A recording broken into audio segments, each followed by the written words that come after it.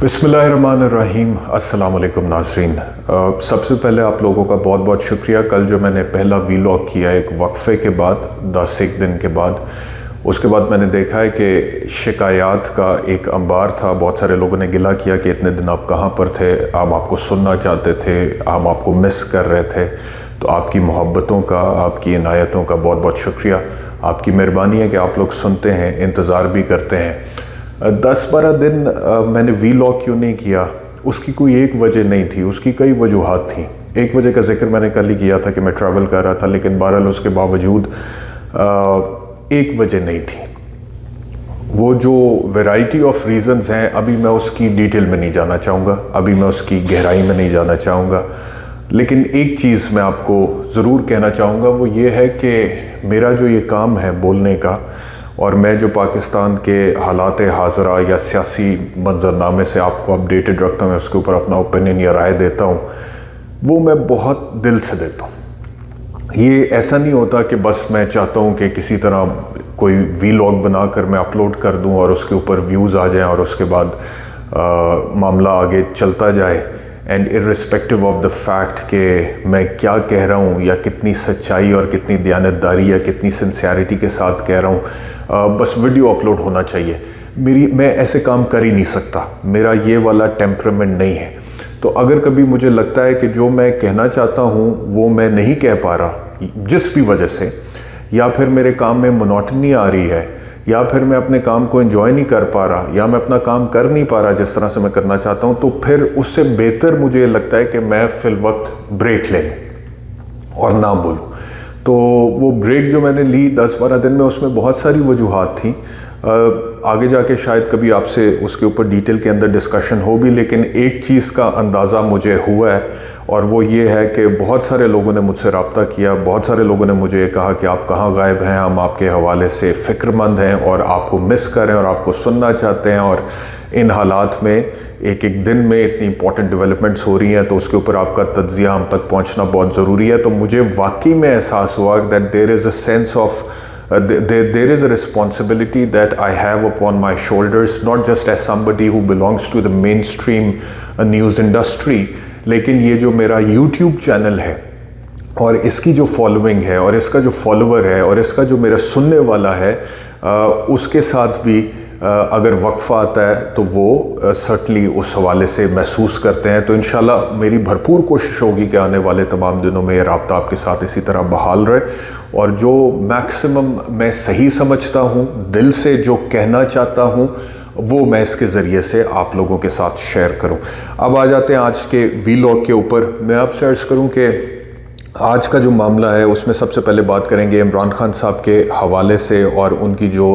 ज़मानत की दरख्वास्त है उसके ऊपर भी समाअत हुई है, और जो खसूसी अदालत है साइफ़र केस में उस पर भी समाअत हुई है। और आपको ये मालूम है कि FIA की तरफ से चालान जमा करा दिया गया इमरान खान साहब के ख़िलाफ़ और शाह महमूद कुरैशी साहब के ख़िलाफ़, और FIA ने चालान में उनको गुनहगार लिखा है। FIA की तफ्तीश में वो दोनों गुनहगार हैं। अब आज की जो समाअत खसूसी अदालत में हुई है, जैसे जज अबुल हसनात कंडक्ट कर रहे हैं, वो जज हैं, उसमें इमरान खान के वकला की तरफ से जो नकूल हैं वो फराहम करने की इस्तदा की गई है। ये ट्रायल शुरू होने से पहले, फ़र्द जुर्म आयद होने से पहले नकूल का फराहम किया जाना लाजिम होता है मुलजिम को, जो कि प्रोसिक्यूशन की तरफ से उसके ख़िलाफ़ केस होता है। तो वो आज इस्तदा कर दी गई है, और अदालत ने ये कहा है कि इमरान खान को और शाह महमूद कुरैशी को अगली समाअत पर अदालत के सामने पेश किया जाए। इसके ऊपर भी मैं थोड़ी देर में आता हूँ कि पेश किया जाएगा, नहीं किया जाएगा, और अगर नहीं किया जाएगा तो क्या होगा या क्या उसके नताइज होंगे, और अगर किया जाएगा तो क्या उसके नताइज हो सकते हैं। और दूसरा इसी से जुड़ी हुई जो बात है वो इस्लामाबाद हाई कोर्ट में इमरान खान साहब की दरख्वास्त ज़मानत के हवाले से जो समाअत है वो है, और उसके ऊपर FIA की तरफ से, प्रोसिक्यूटर की तरफ से, जो कि शाह खावर हैं, FIA के प्रोसिक्यूटर के तौर पे वो काम करें, स्पेशल प्रोसिक्यूटर के तौर पे आई सपोज़, तो उनकी तरफ से एक एप्लीकेशन दी गई है जी कि इमरान खान साहब जो हैं, इनकी जो ज़मानत है इसको इन कैमरा सुना जाए, यानी कि इसको भी पब्लिक ना किया जाए, इसकी पब्लिकली हेयरिंग ना हो, जो भी इसके ऊपर दलाइल दिए जाते हैं उसके ऊपर पब्लिक को एक्सेस ना हो, اور اس کو ان کیمرہ سنا جائے. اور اس کے اوپر انہوں نے دلائل وغیرہ دیے ہیں کہ جی یہ کیونکہ آفیشیل سیکرٹ ایکٹ کا کیس ہے تو اس کے تحت ٹرائل کو پبلک نہیں کیا جا سکتا ہے، اور کچھ بیانات اور کچھ مواد ایسا ہے جسے پبلک نہیں کیا جا سکتا. اچھا، اب میں آپ سے عرض کروں کہ پبلک ٹرائل کیوں ضروری ہوتا ہے قانون میں، اور پبلک ٹرائل جو ہے وہ عمران خان کے لیے بھی کیوں ضروری ہے، اور کیوں یہ ہونا چاہیے، اور اگر یہ نہیں ہوگا تو کس طرح سے انصاف کا قتل ہوگا. یہ ویلاگ بنیادی طور پہ آج اس کے اوپر فوکسڈ ہے. اور اس سے پہلے کہ ضمانت کے حوالے سے بھی میں بات کروں، جو عمران خان صاحب کا ٹرائل چل رہا ہے سائفر کے حوالے سے خصوصی عدالت میں، اس میں جو ایف آئی اے نے چالان جمع کرا دیا ہے، اس میں جو ان کو گنہگار کہہ دیا ہے، یہ تو اب عدالت کا کام ہے نا کہ عدالت نے اس کے اوپر اپنی فائنڈنگ دینی ہے کہ ایف آئی اے کی نظر میں جو عمران خان یا شاہ محمود قریشی گنہگار ہیں تو وہ کس طرح سے گنہگار ہیں. کیا واقعی میں انہوں نے قومی سلامتی کے خلاف کوئی ایسا عمل کیا ہے جس سے ریاست کو نقصان ہوا ہے؟ کیا انہوں نے آفیشیل سیکرٹس ایکٹ کی خلاف ورزی کی ہے؟ کیا سائفر جو ہے وہ ایک کلاسیفائڈ ڈاکیومنٹ کے طور پہ کوالیفائی بھی کرتا ہے یا نہیں کرتا ہے؟ آفیشیل سیکرٹ ایکٹ کا جو سبجیکٹ میٹر ہوتے ہیں ڈاکیومنٹس جو کہ کانفیڈینشیل ہوتے ہیں، کلاسیفائڈ ہوتے ہیں، جن کا تعلق ملک کے حساس دفاعی معاملات سے ہوتا ہے، فورن آفس کا ایک ڈاکیومنٹ جس کو آپ سائفر کہتے ہیں، جو کہ آپ کے ایک ایمبیسڈر اور اس کے فورن آفس کے مابین ایک کمیونیکیشن ہے، کیا وہ ان ڈاکیومنٹس کے اندر فال کرتا ہے جو کہ آفیشیل سیکرٹ ایکٹ کا سبجیکٹ میٹر ہے؟ یہ ایک بہت بڑا سوال ہے جو عدالت کو سب سے پہلے دیکھنا پڑے گا. دوسرا یہ ہے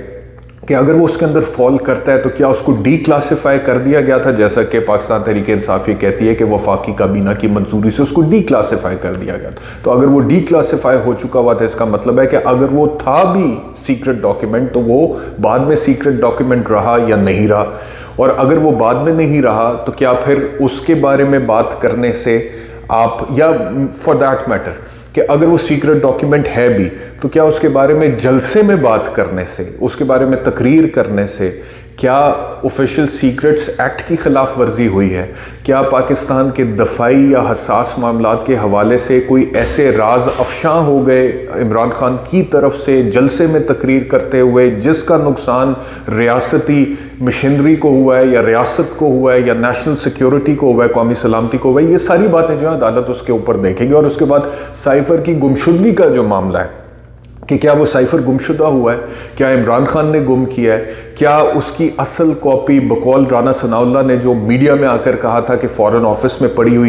ہوئی ہے یا نہیں پڑی ہوئی ہے، جو کاپی عمران خان کے پاس آئی تھی کیا وہ عمران خان سے آگے کہیں کھسک گئی ہے، یا پھر وہ اسپیکر نیشنل اسمبلی کو گئی اور ان کے through chief justice supreme court کو گئی جو کہ عمر عطا بندیال صاحب تھے، اور اس کے بعد وہ وہیں پر تھی، اور کیا وہاں سے واپس فورن آفس گئی نہیں گئی؟ یہ بہت سارے سوال ہیں جن کا جواب عدالت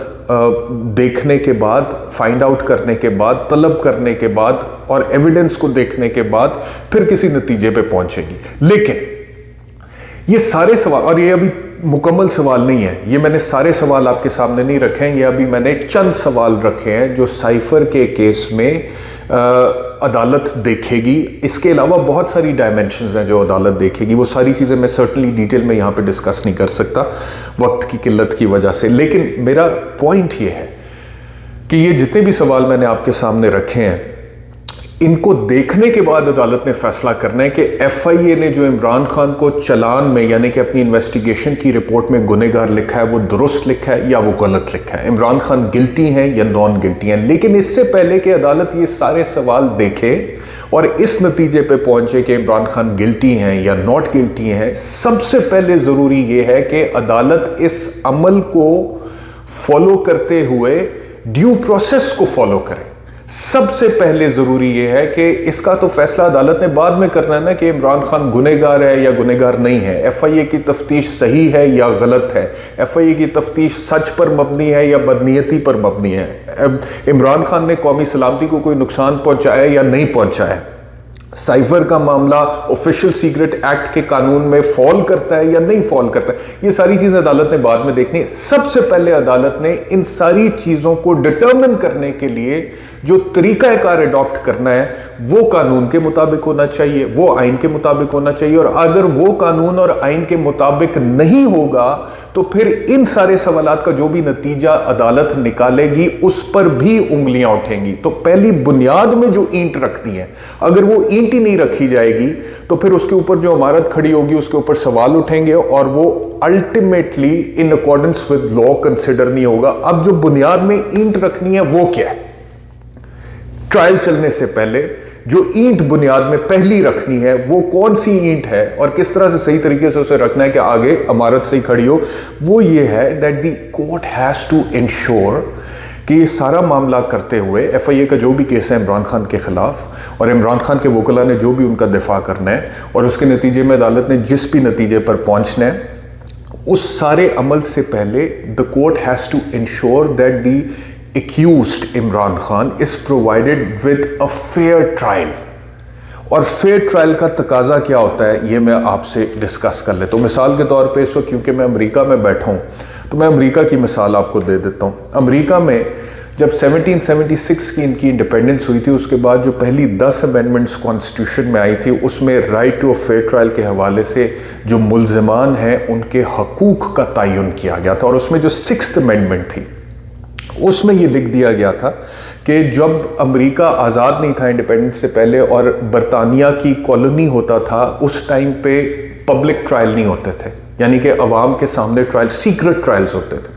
کہ جی ان کیمرہ پروسیڈنگز ہوں گی, سیکرٹ ٹرائل ہو گئے, عوام کے سامنے نہیں ہوں گے. تو جو فاؤنڈنگ فادرز تھے امریکہ میں انہوں نے یہ کہا کہ جی یہ والا جو معاملہ ہے نا سیکرٹ ٹرائلز کا, اس سے ملزم کے حقوق کی خلاف ورزی ہوتی ہے, کیونکہ حکومت اپنی مرضی سے قانون کو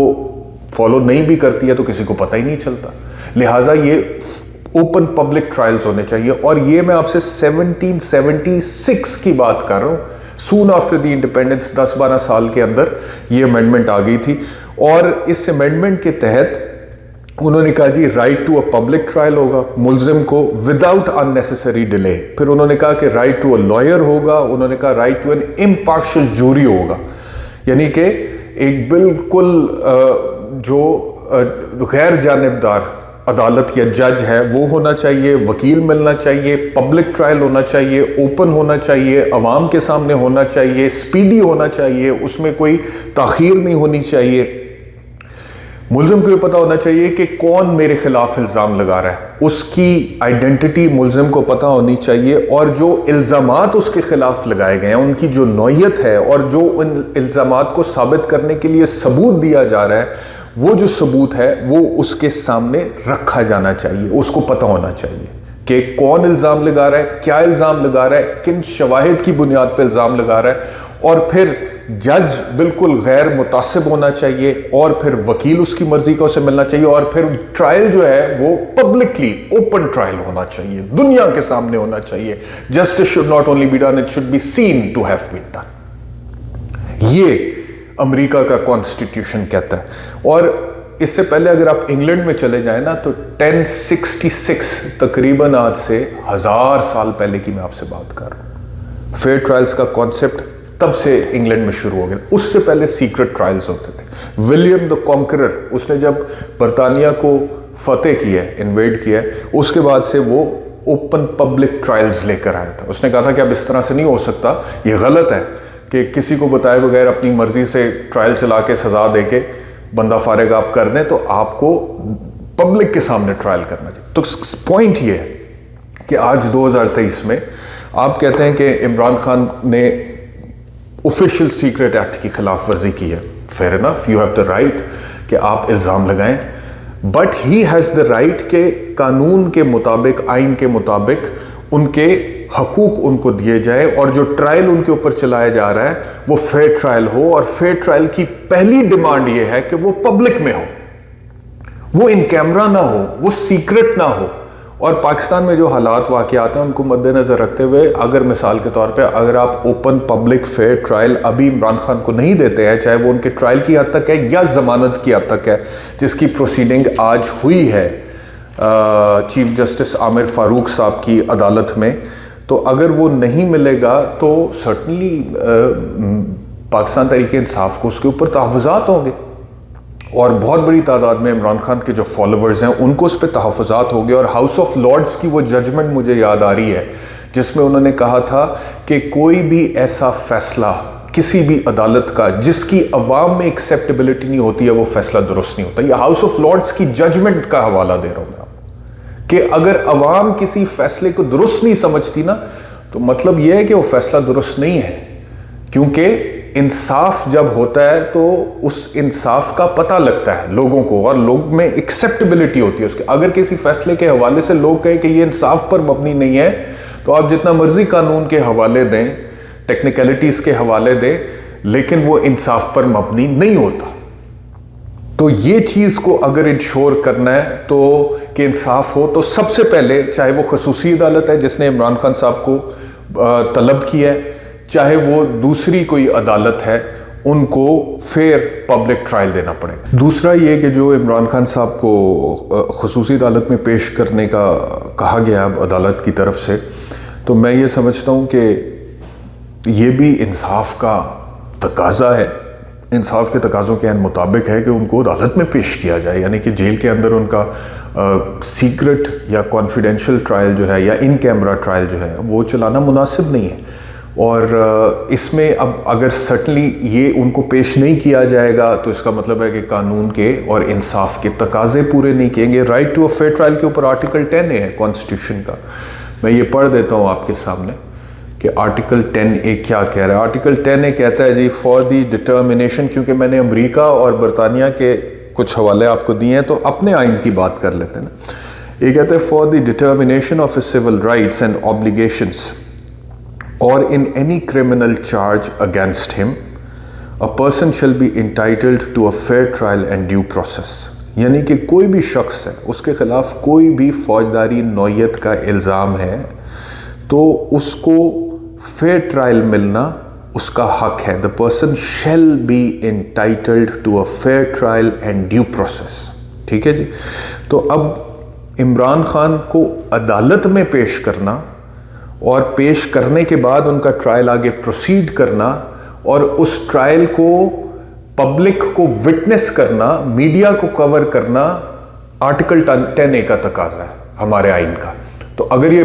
مثال کے طور پہ ان کو پیش نہیں کیا جاتا یا اوپن ٹرائل نہیں ہوتا تو اس آرٹیکل 10A کی خلاف ورزی, اور اس کے اوپر متعدد ججمنٹس ہیں سپریم کورٹ کی, ہائر کورٹس کی, جس میں اگر آرٹیکل 10A کی وائلیشن ہو رہی ہے تو جو بھی فیصلہ آیا ہے اس کو وہ کالعدم قرار دے دیتے ہیں, سیٹ اسائڈ کر دیتے ہیں اور ٹرائل جو ہے وہ دوبارہ ریمانڈ کر دیتے ہیں واپس ٹو دا ٹرائل کورٹ کے شروع سے چلائیں.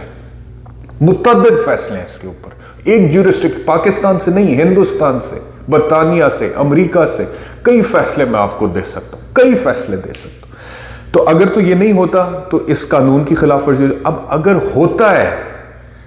تو پھر کیا ہوگا؟ پھر یہ ہوگا کہ اب پرابلم یہ ہے موجودہ حکومت کو کہ اگر عمران خان کو عدالت میں پیش کیا جاتا ہے تو عمران خان کو جب منتقل کیا جا رہا تھا اٹک سے اڈیالہ تو ایک جھلک ان کی جو ہے وہ کیمرے میں کیپچر کر لی تھی میرے خیال میں کسی ایک رپورٹر نے, اور وہ سوشل میڈیا پہ وائرل ہو گئی تھی کہ وہ جو بختر بند گاڑی کے اندر بیٹھے ہوئے تھے اور وہ شیشے یا جالی کے اندر سے ایک جھلک آ گئی تھی اور اس کے اوپر اتنی ایک سنسنی بن گئی تھی سوشل میڈیا پہ, اور ہر کوئی بات کہ عمران خان کی ایک جھلک نظر آ گئی اتنی دیر بعد. تو اب جب پورے کا پورا عمران خان نظر آئے گا عدالت میں پیش ہوتا ہوا تو وہ پھر ظاہری بات ہے کہ اس کا اپنا ایک امپیکٹ ہوگا. اب یہ تو خدا کی دین ہے کہ خدا جس کو چاہے جس مرضی سٹیچر سے نوازے, اور عمران خان کے اوپر بے شک 180 مقدمات درج ہیں, اس میں کوئی شک نہیں ہے کہ وہ بہت مشکل وقت سے گزر رہے ہیں, اس میں کوئی شک نہیں ہے کہ وہ جیل میں ہیں, اس میں کوئی شک نہیں ہے کہ ہر طرح کا الزام قتل سے لے کے آفیشیل سیکرٹ ایکٹ تک اس کے اوپر